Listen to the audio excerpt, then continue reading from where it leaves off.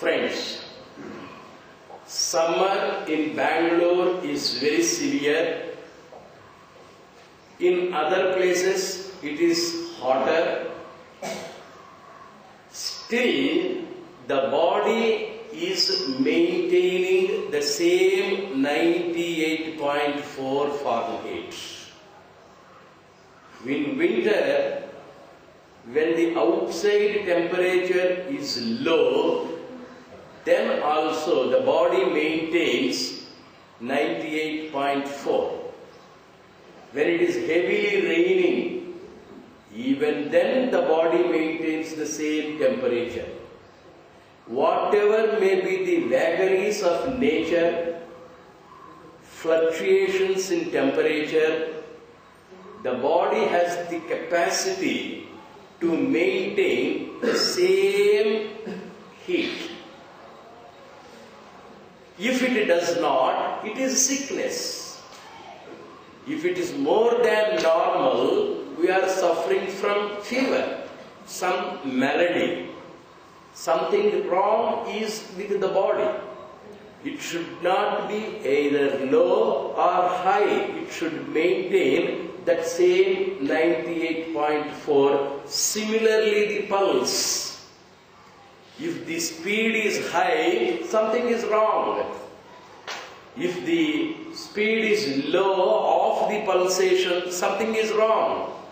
Body, by the grace of God, has the capacity to maintain the same temperature, whatever may be the climatic condition outside. That is yoga. When we come to mind, in the mind we have to maintain the same temperature.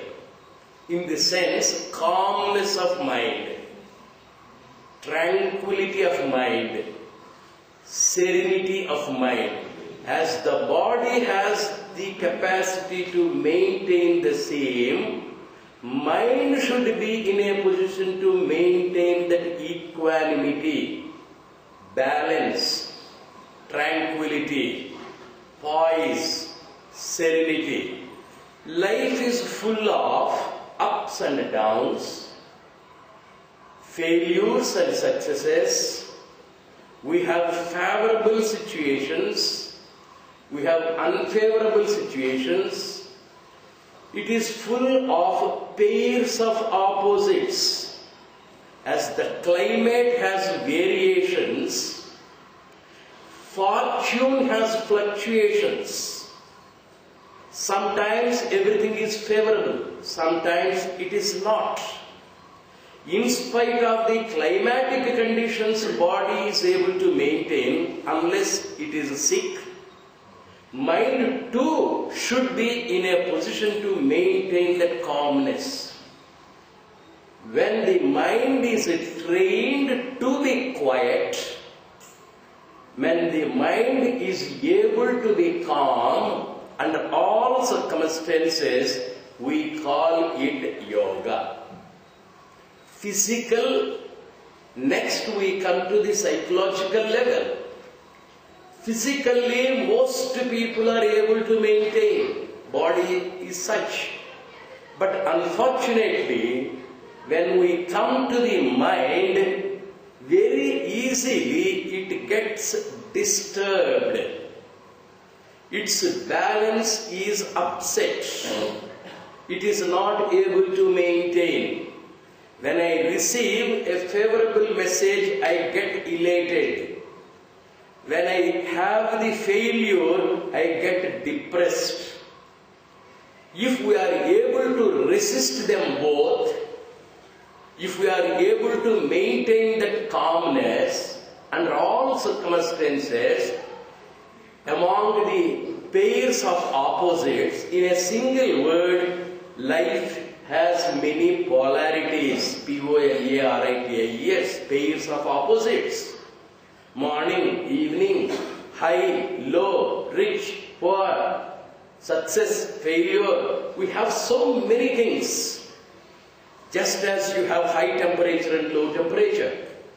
If you are able to maintain that, then it is yoga. Prashanti Kutir is a place where we are trained to be quiet under all circumstances.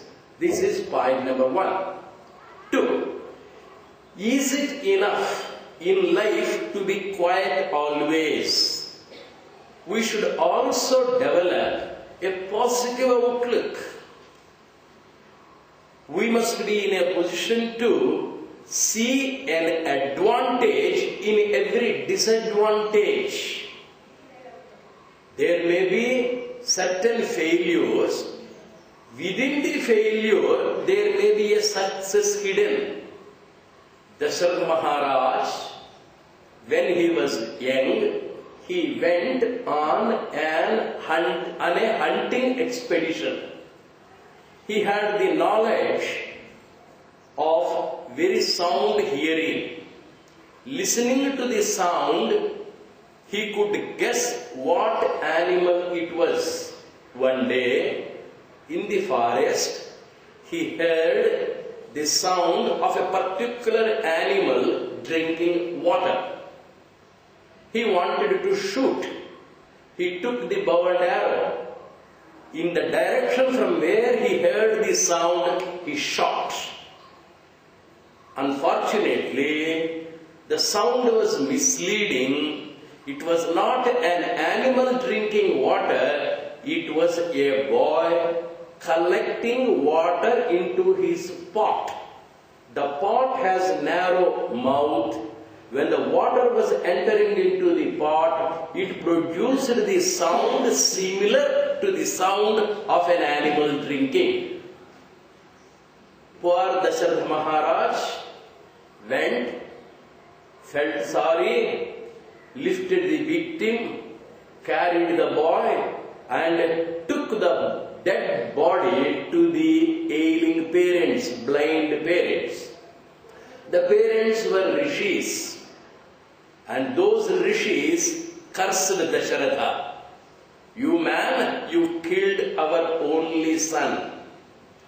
Just as we are dying in the absence of our son, you too will die when your children are not by your side. Dasharatha felt depressed because of the curse.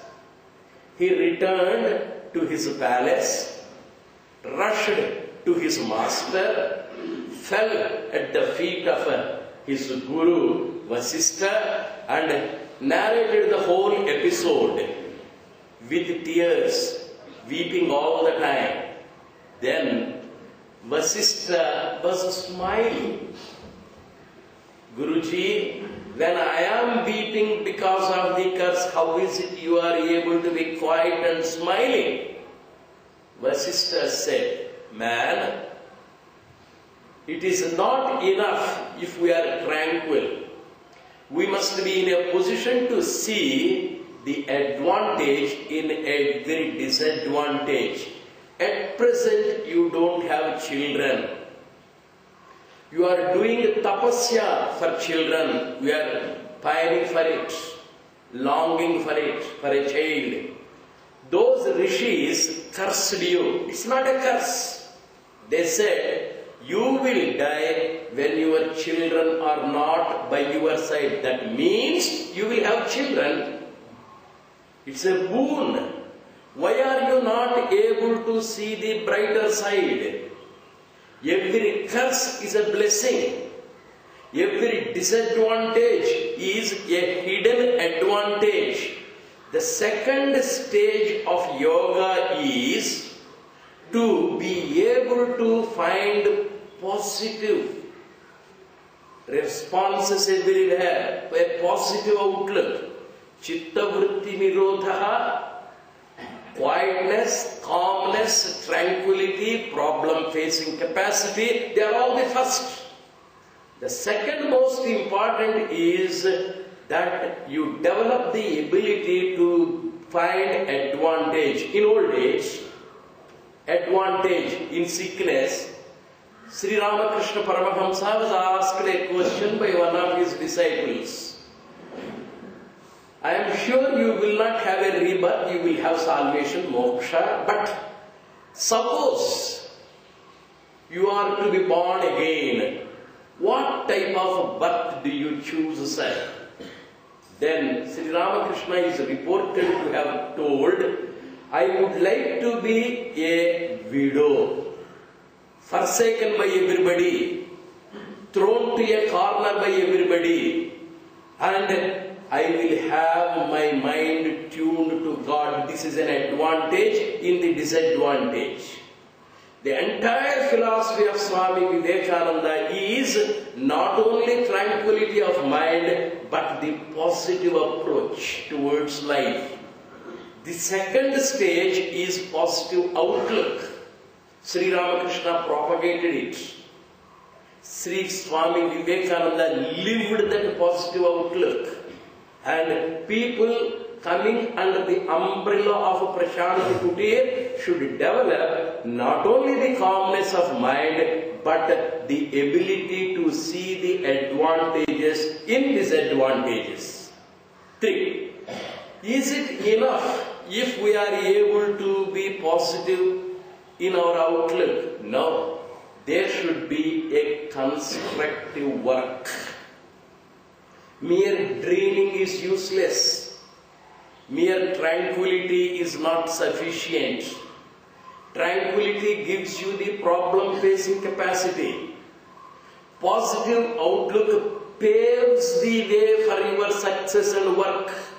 Unless we are positive, we cannot proceed further. So, calmness of mind, positive outlook, and next is your constructive work. And this constructive work involves a lot of planning, vision, minute by minute thinking, inch by inch thinking. What am I to do? Where am I to do? How am I to do? Every minute of the life is to be planned and properly implemented. That's constructive work. In the Mahabharata, the Pandavas were allotted Khandavavana. Khandavavana is a forest. It's a forsaken place. It was given as their share by Dhritarashtra, Vidura, Bhishma, Kripa, Drona. All these elders pressurized Dhritarashtra. After all, they are your brother's children. They are now married. They do need a share of the property. Please allot some part. That was the pressure brought on Dhritarashtra. And immediately he said, okay, I will give Khandavavana to them. Pandavas were unhappy. Khandavavana is a deserted place. There is nothing, no building in it. Then Sri Krishna told the Pandavas, if you want to be yogis, you develop the ability to be constructive, do the constructive work. And then Sri Krishna accompanied the Pandavas. Yatra Yogishvara Krishna, Yatra Partho Dhanuddharaha. Yogishvara, these two qualities, first calmness and next positive outlook, and third Partho Dhanuddharaha, with bow and arrow, with all the ability, with all the constructive agility, Arjuna accompanied. These are not two characters. There are two sides. One is the psychological aspect of calmness and a positive outlook. The second is the psychological aspect accompanied by physical constructive work. They both went there. The whole forest was leveled, and within a few days or months, they were able to build Indraprastha Mahanagara, a beautiful capital city. Some 35-40 years ago when we came here, there was nothing. There was no vegetation. The concerted efforts of many people, they made this place a place of peace, a place of rehabilitation, a place of very good position for everybody to live peacefully. Such a state of affairs is the result of the effort put in. Khandavana, the forest, became the beautiful city. This is the third aspect. Yoga has three major dimensions. One is the problem-facing capacity which you get by keeping the mind tranquil. Second is the positive outlook with which you pave the way for your constructive work.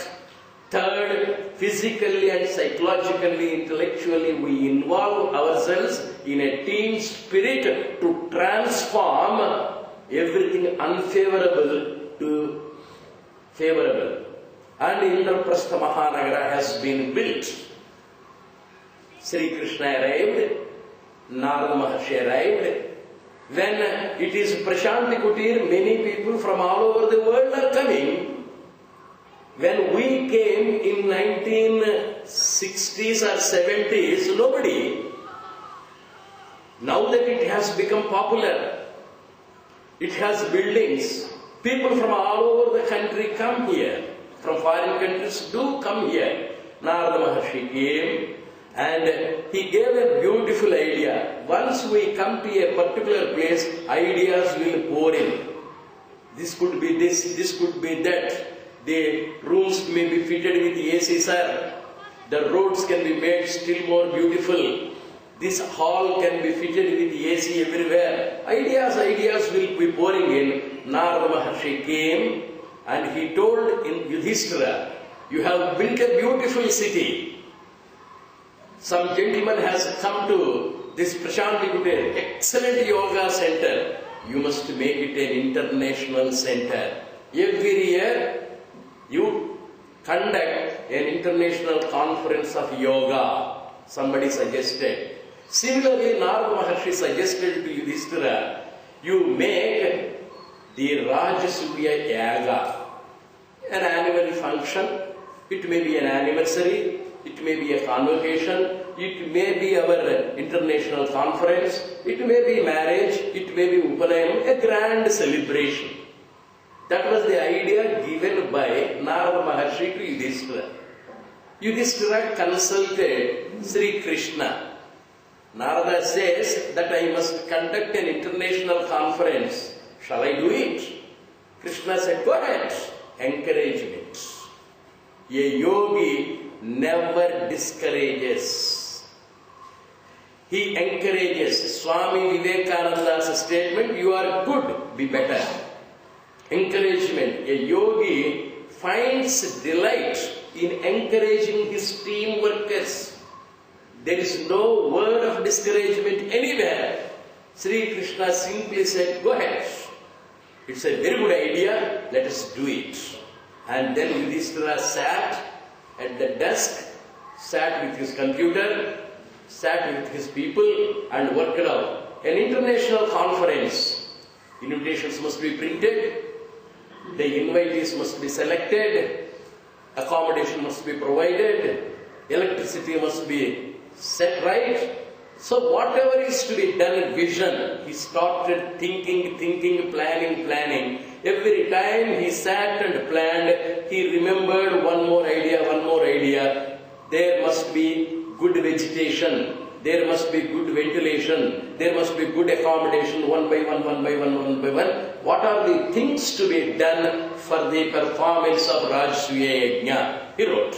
Suppose a marriage is taking place in our house, the head of the family will work out the details, what are the things to be done. A yogi plans in advance. He is a visionary. He is down to the earth thinking. He will see to it that everything is implemented. Yudhishthira has worked out a long list of things to be done. Then there must be men to perform, a good team spirit. All the people must be involved. Everybody must be allotted a work. And it is not thrust. Does the man have the aptitude to do it? Does the man have the ability to do it? He has 4 brothers, Bhima, Arjuna, Nakula and Sahadeva. He has the other brothers, cousins, 100 Kauravas. He invited them. Everybody is needed for a noble function. 104 brothers were invited. Sri Krishna, of course, was there by his side. Yudhishthira is the president or the chairman of the executive committee, planning for the great Rajasuya Yajna. And in the meeting of that executive committee or planning committee, whatever you call it, Yudhishthira was reading out the requirements, what is to be done. First and foremost problem anywhere is food problem.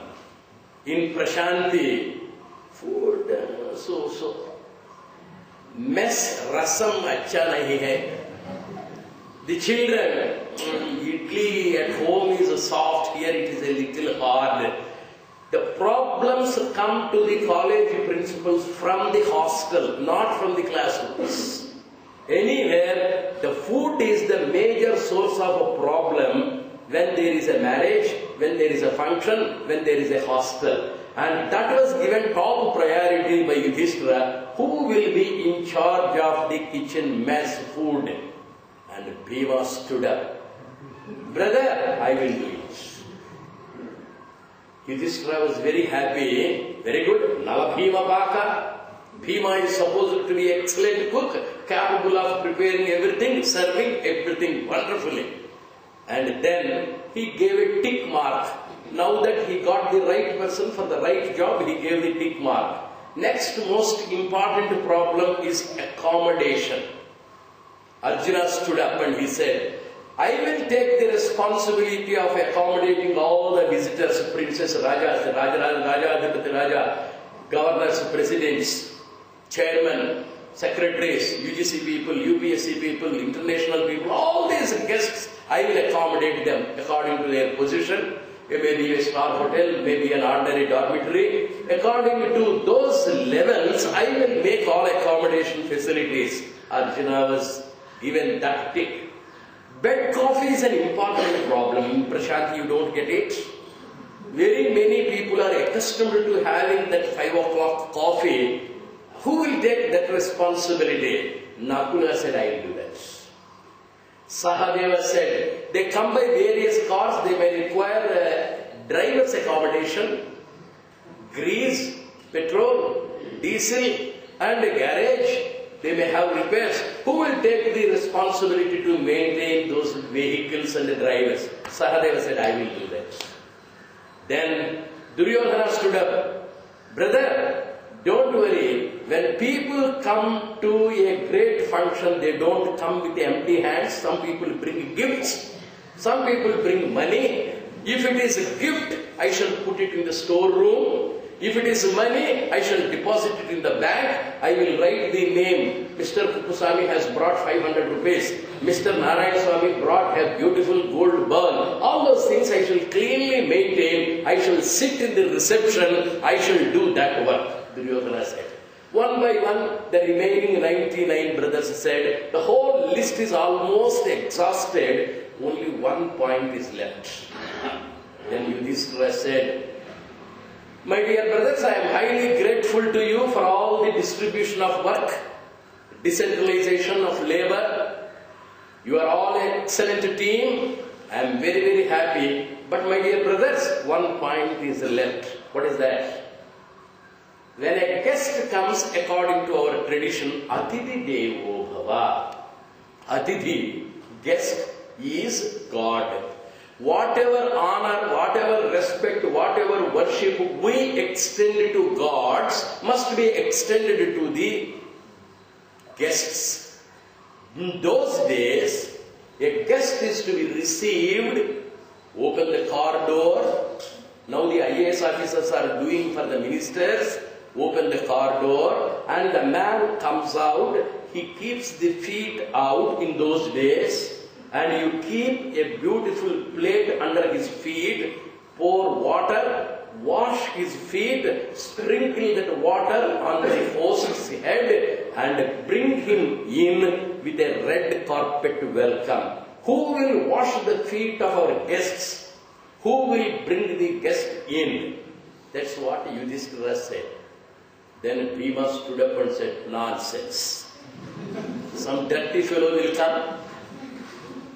Do you mean to say I should touch everybody's feet and wash everybody's feet? I won't do it. Arjuna said, Arjuna Phalguna Partha Kiripi Bhivatsa Dhananjaya Sadhyasachi Sata. So many titles I have, so many PhD degrees, DLiT degrees, DSc degrees, MPhils, such degrees I have. Do you mean to say that I will touch everybody's feet? No, I won't touch it. So also Nakula said, so also Sahadeva said. And Duryodhana said, sometimes I feel hesitant even to say good morning to Namaskar to Bhishma Pitamaha. I don't touch everybody's feet. When everybody declined to do the most important work of worshipping the guest, Atithi Devo Bhava. The third, Matru Devo Bhava, Pitru Devo Bhava, Acharya Devo Bhava, Atithi Devo Bhava. That's our Upanishadic statement. Vedic culture, national spirit. And when everybody declined, the Yogeshwara Sri Krishna came forward. He said, Yudhishthira, don't worry, I shall do it.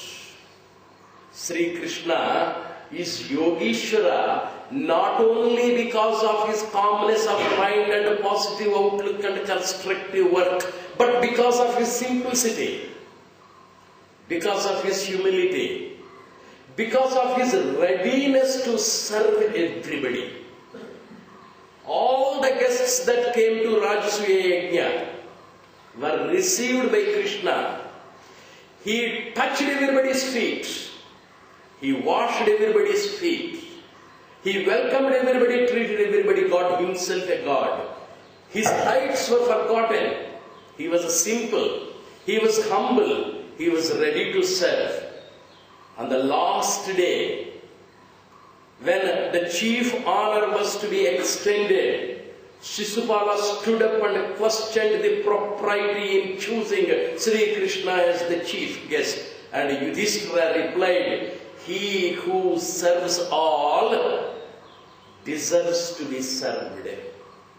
He who worships all deserves to be worshipped.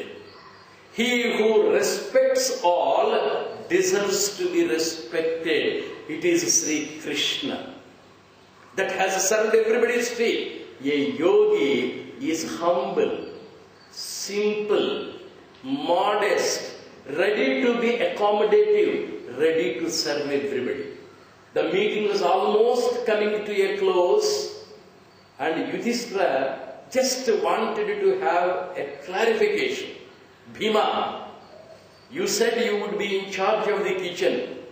Yes, I would like you to explain how you execute.